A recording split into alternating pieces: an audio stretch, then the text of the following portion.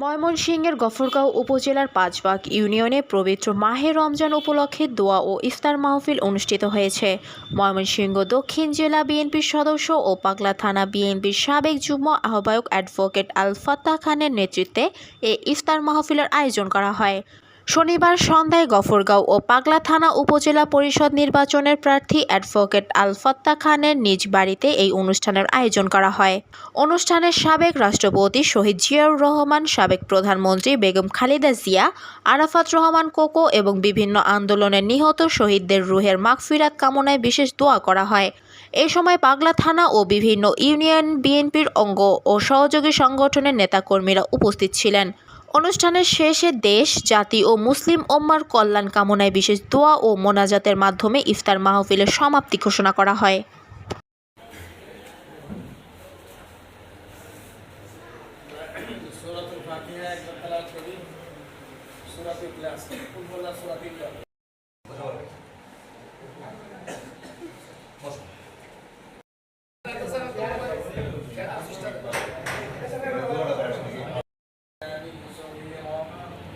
اللهم اغفر لحينا وميتنا وشاهدنا وغائبنا وصغيرنا وكبيرنا وذكرنا وانثانا اللهم من احييته منا فاحيه على الاسلام ومن توفيته منا فتوفه على الايمان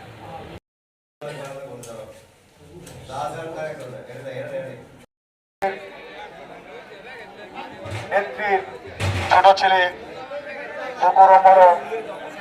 চলে গিয়েছেন, তার জন্য দোয়া করবেন, আল্লাহ যেন তাকে করেন। পাশাপাশি বিগত আন্দোলন সংগ্রাম করতে গিয়ে বিএনপির যে সকল নেতৃবৃন্দ কর্মীবৃন্দ শহীদ হয়েছেন, আজকে সকলের জন্য দোয়া করবেন, আল্লাহ যেন তাদের সকলকে জান্নাত নসিব করেন। পাশাপাশি আমি আপনাদের কাছে অনুরোধ করব, আমরা প্রত্যেকের জন্য দোয়া করব যেন সুজলা সফলা শস্য সবলা স্বনির্ভর বাংলাদেশ গড়ার আগ পর্যন্ত আমরা সকলে বেঁচে থাকি এবং রাজপথে সজাগ থাকি।